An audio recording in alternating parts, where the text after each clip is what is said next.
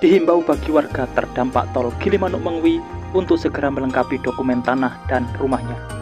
Tim Satgas A dan B akan turun ke lapangan untuk mengukur, mematok, dan menilai kelengkapan dokumen. Warga dipersilahkan mendampingi saat proses pengukuran berlangsung, karena ini menyangkut ganti rugi yang didapatkan.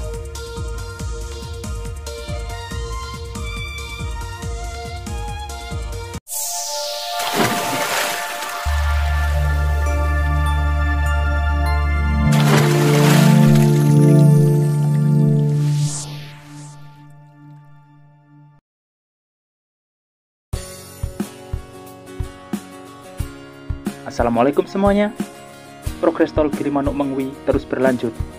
Tim Satgas A dan B akan turun ke lapangan selama 1 bulan guna mendata lahan terdampak tol Gilimanuk Mengwi. Warga dipersilahkan ikut mendampingi saat pengukuran lahannya. Dan berikut informasi selengkapnya.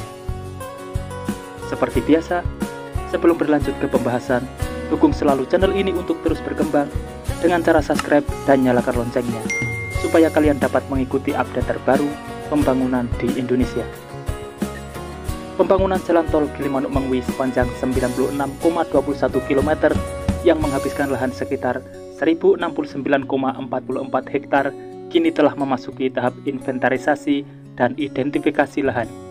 Bahkan dalam waktu dekat, tim Satgas A dan Satgas B bakal turun melakukan pengecekan terhadap luas bidang tanah bangunan warga yang terkena dampak jalan tol.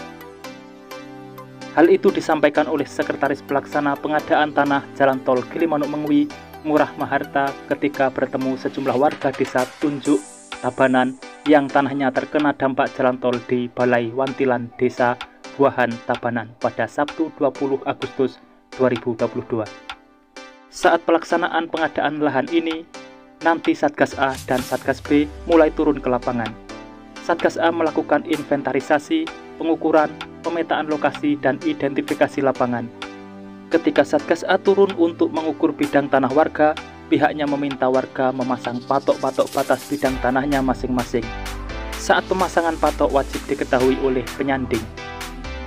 Selanjutnya, untuk Satgas B bertugas melaksanakan pendataan dan menginventarisasi, identifikasi, serta yuridis atau hukum dokumen kepemilikan tanah.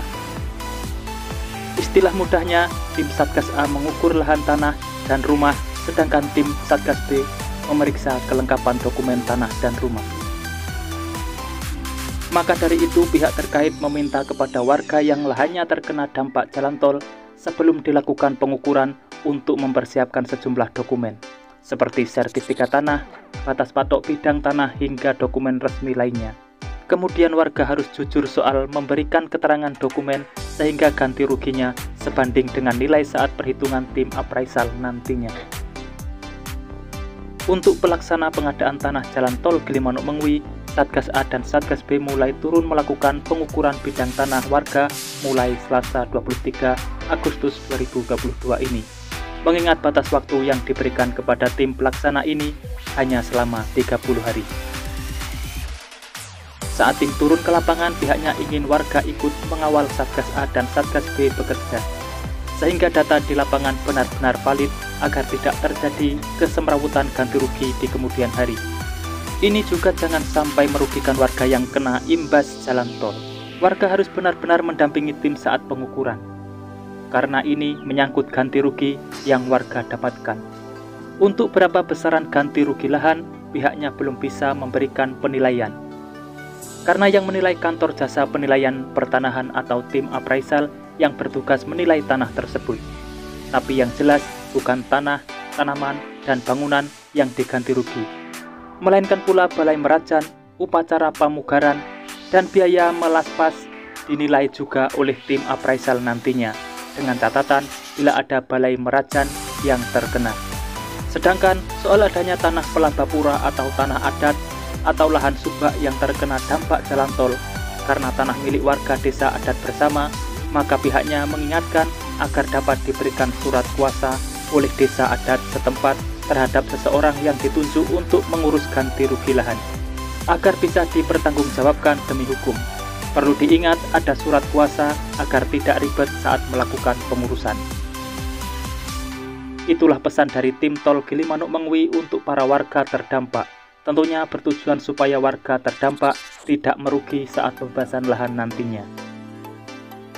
Sedangkan di lain tempat, rencana groundbreaking akan dilaksanakan pada tanggal 10 September 2022 di Kecamatan Pakutatan, tepatnya di tanah milik negara, wilayah Persil yang selama ini ditanami pohon karet.